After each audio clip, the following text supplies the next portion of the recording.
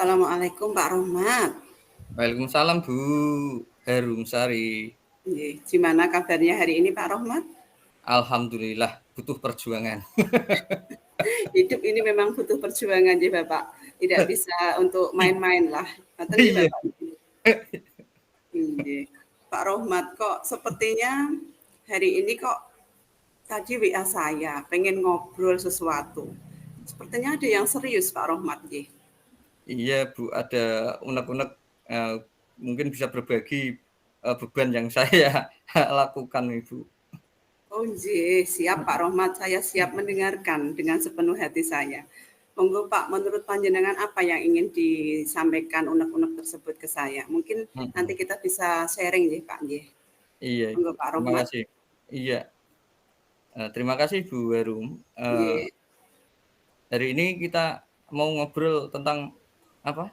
Cara-cara terbaik yang saya lakukan untuk mendukung siswa ya yang berkebutuhan khusus agar dapat menerima pembelajaran dengan lebih baik di kelas Ibu. Butuh pendengar yang baik ini Bu. Oh, jadi berarti Bapak ini ya punya di kelasnya ada siswa yang berkebutuhan khusus ngoten nggih Pak Rohmat nggih. Nggih, betul Ibu. Oh, nggih. Silakan dilanjut dulu Pak. Hmm. Mungkin Ya. dengan keadaan seperti itu, Pak Rohmat ingin mencapai apa? Atau yang mendukung siswa berkebutuhan khusus tersebut agar lebih mudah menerima pembelajaran di kelas Bapak. Mungkin bisa disampaikan dulu ke saya. Oh gitu ya Bu. Di sini saya akan berbagi apa yang menjadi yang mendukung siswa berkebutuhan khusus, yaitu saya ingin menemukan strategi yang tepat Bu. Ini nanti menurut jenengan ini strategi ini tepat atau tidak yang saya lakukan agar siswa berkebutuhan khusus dapat berpartisipasi aktif dan tidak merasa tertinggal dalam pembelajaran dengan teman-temannya Ibu. Gitu Ibu. Nah, Bapak sudah mencari atau strategi yang seperti apa? Mungkin nanti bisa jenengan gunakan ke siswa tersebut. Seperti itu Pak Rohmat. Gimana Ibu? Bagaimana gambaran ideal yang terkait dengan kemampuan siswa berkebutuhan khusus tersebut yang supaya nanti bisa aktif dalam pembelajaran Bapak di kelas? Oh iya, gambarannya seperti ini Ibu. Siswa yang berkebutuhan khusus itu dapat terlibat aktif dalam diskusi. Jadi bisa berbaur dengan teman-temannya dalam pas diskusi kelompok. Mampu memahami materi sesuai dengan kemampuan mereka masing-masing serta merasa nyaman dan didukung oleh teman-teman satu kelas Ibu. Berarti Bapak itu sudah bagus ya di depannya sudah pengen nyengkuyung anak tersebut supaya anak nanti tidak ketinggalan pembelajaran di kelas Bapak seperti itu dan teman-temannya pun sudah panjenengan kondisikan dengan baik supaya ikut support anak yang berkebutuhan khusus tersebut. Ngoten nggih Pak Rohmat nggih. Inggih Ibu, baru. Kalau seperti itu berarti Pak Rohmat punya itu nggih tujuan spesifik yang mungkin ingin panjenengan tetapkan atau jenengan tingkatkan dalam proses belajar siswa yang dalam jangka pendek ataupun mungkin di jangka panjang nantinya Pak untuk anak yang berkebutuhan khusus tersebut. Ya, ya.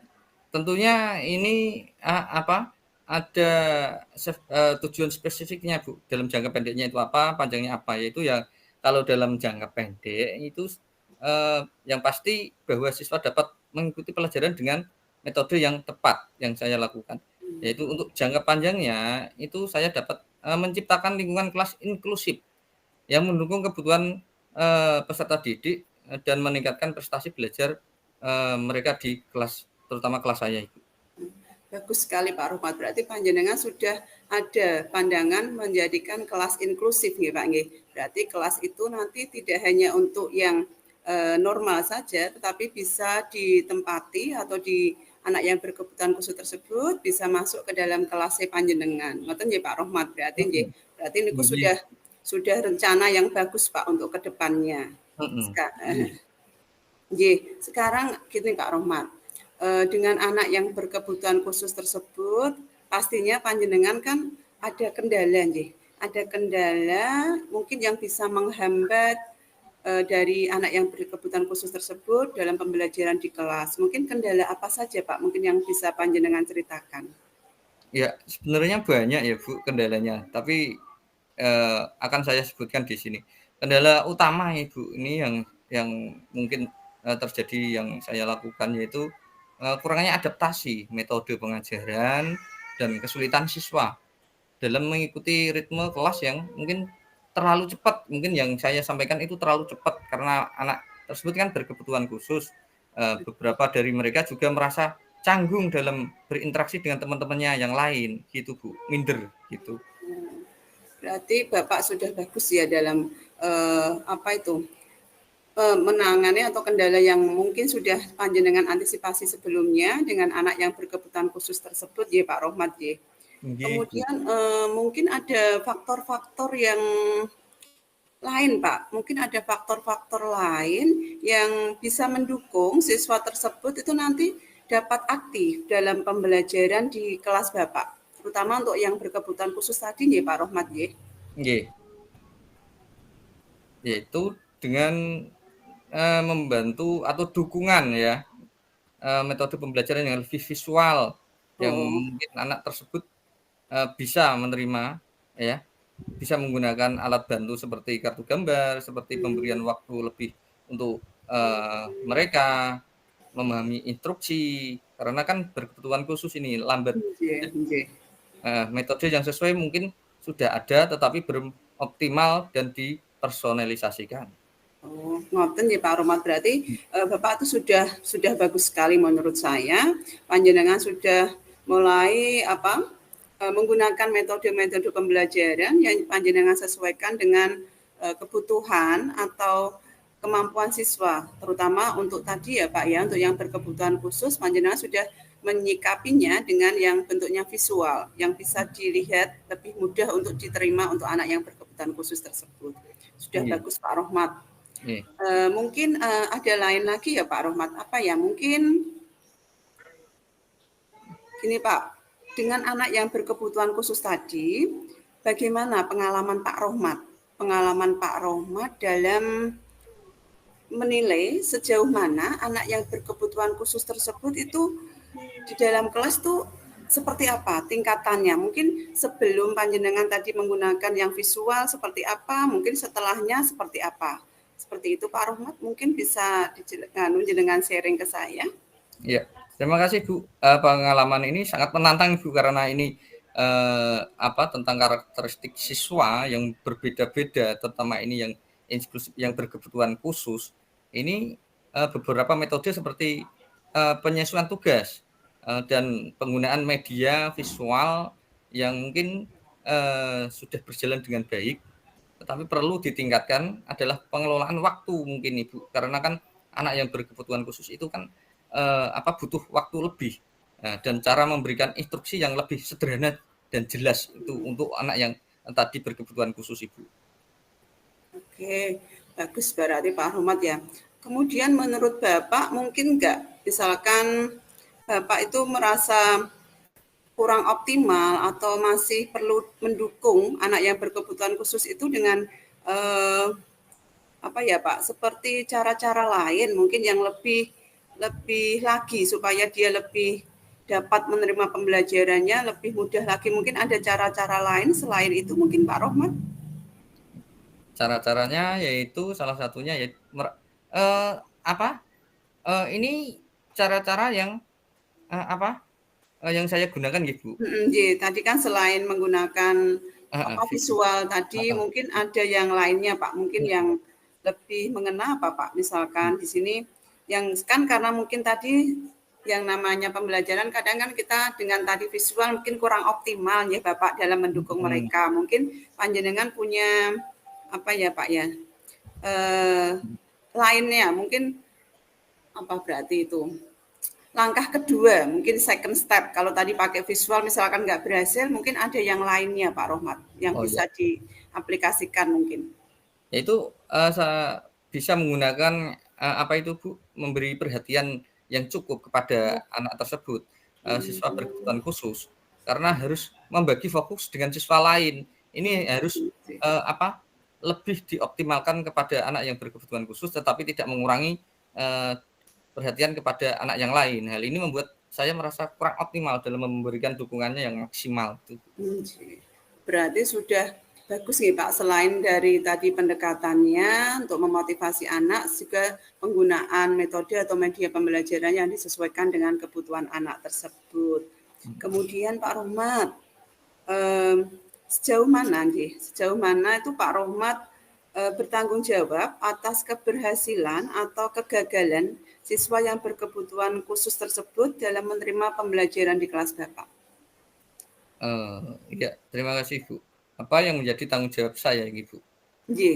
Sejauh yaitu saya merasa bertanggung jawab Ibu atas keberhasilan atau kegagalan siswa yang berkebutuhan khusus dalam menerima pembelajaran di kelas, terutama kelas saya Ibu. Saya merasa sangat bertanggung jawab atas perkembangan mereka karena saya yang merancang dan menyampaikan pembelajaran tersebut. Jika mereka tidak berkembang, saya merasa perlu mengevaluasi metode saya dan mencari solusi yang lain Ibu. Oke, berarti bagus Pak Rohmat ya. Sudah benar-benar guru yang berprofesional ini Pak Rohmat ini. Kemudian Pak, kalau misalkan tadi kan mengenai bertanggung jawab. Kemudian apakah Pak Rohmat itu ada hal yang bisa dilakukan lebih baik untuk memastikan agar siswa yang berkebutuhan khusus itu mendapatkan dukungan yang cukup atau mungkin bahkan di atas cukup Pak Rohmat? Oh iya Bu, betul sekali Bu. Saya bisa lebih banyak mungkin berkolaborasi Bu dengan orang tua dan Iya. spesialis pendidikan inklusif mungkin karena pendidikan kita khusus di inklusif kan masih kurang Ibu. Harus berkolaborasi untuk merancang strategi pembelajaran yang lebih efektif. Selain itu memberi waktu tambahan dan materi yang sesuai dengan kemampuan mereka juga bisa saya lakukan di kelas. Oke, berarti di sini dari apa yang Pak Rohmat paparkan itu, berarti Pak Rohmat di sini sudah melibatkan diri panjenengan secara aktif nih Pak dalam proses pembelajaran panjenengan, baik penggunaan strategi yang sesuai, kemudian interaksi yang panjenengan berikan ke anak, baik yang tadi terutama yang berkebutuhan khusus maupun anak secara umum seperti itu Pak Rohmat. Berarti panjenengan itu sudah jempol Pak Rohmat. Ya, Oke, untuk masih banyak santai aja Pak kekurangan. Rohmat, kita ngobrolnya agak rileks saja, nggih. Ya. Kemudian untuk gini Pak Rohmat, tadi kan panjenengan sudah memaparkan semuanya, nggih. Untuk langkah konkret yang mungkin Pak Rohmat dapat ambil untuk membantu siswa berkebutuhan khusus tersebut mudah atau dalam mengikuti pembelajaran tadi di kelas, langkah konkretnya selain tadi menggunakan apa Pak Rohmat tadi ya, visual tadi langkah konkretnya untuk seperti apa untuk aksi nyata atau langkah konkret yang Pak Rohmat dapat lakukan di sini? Ya, terima kasih Bu Harum. Kembali lagi ke tadi Bu, Iya. tadi saya kan menggunakan metode visual itu yang akan saya lebih perbanyak itu Bu, karena itu dukungan yang pasti. Terus memberikan instruksi yang lebih sederhana tadi, ya sederhana tetapi bisa mencakup semua dari anak yang berkebutuhan khusus dengan yang anak standar. Serta menggunakan waktu tambahan untuk mendampingi anak yang berkebutuhan khusus itu Ibu, khusus. Oke. Berarti dari itu semua kemudian bagaimana Pak Rohmat saged bisa mengevaluasi kemajuan dari apa yang sudah Pak Rohmat tadi terapkan, mulai dari pendekatannya, mulai dari tadi memotivasi anak, bagaimana mengevaluasi kemajuannya atau dampak dari langkah-langkah yang sudah tadi panjenengan ambil Pak kepada siswa untuk perkembangannya bagaimana? Oh iya Bu, untuk mengevaluasi Ibu secara berkala Ibu, melakukan observasi langsung dengan apa yang saya lakukan itu untuk pencapaian tugas serta umpan balik dari siswa terutama dan orang tua Ibu. Hal ini untuk memastikan apakah strategi saya yang saya gunakan ini sudah efektif apa belum, atau perlu penyesuaian lebih lanjut apa tidak Ibu. Itu dari umpan balik siswa dan orang tua. Oke, berarti Pak Rohmat memang sudah benar-benar yang apa ya, sudah mengantisipasi, sudah menyiapkan segala sesuatunya untuk mengatasi masalah yang sudah panjenengan sharingkan ke saya tadi tentang anak yang berkebutuhan khusus di kelas Bapak.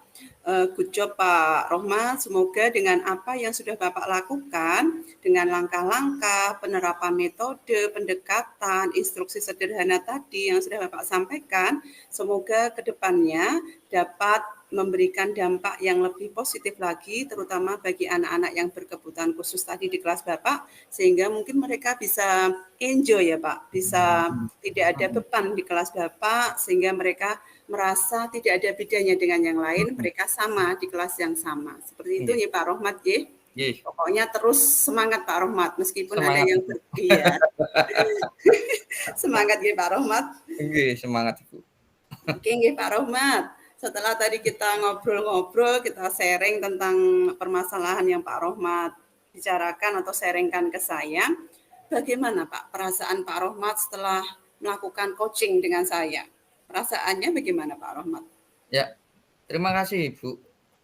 Sebenarnya tadi tidak hanya tentang permasalahan saja, tetapi saya ingin berbagi strategi Ibu, mungkin strategi saya belum sempurna, nanti bisa diberikan masukan untuk lebih yang baik, terutama perasaan saya ya senang Ibu, ada yang mendengarkan keluh kesah saya, terutama karena sudah menyampaikan permasalahan yang saya lakukan, bahwa langkah-langkah yang bisa saya ambil, dan optimis bahwa dengan strategi yang tepat, siswa berkebutuhan khusus akan lebih mudah Ibu menerima pembelajaran di kelas. Itu lebih banyak sedikitnya sudah saya lakukan, tetapi masih perlu perbaikan Ibu. Plong.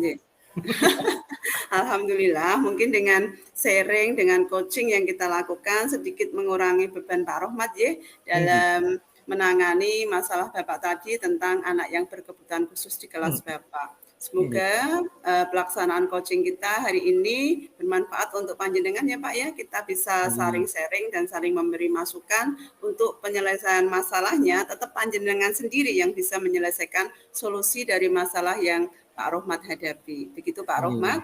Para salsa cukup ya Pak Rohmat. Terima kasih untuk hari ini Pak Rohmat. Assalamualaikum warahmatullahi wabarakatuh. Waalaikumsalam warahmatullahi wabarakatuh.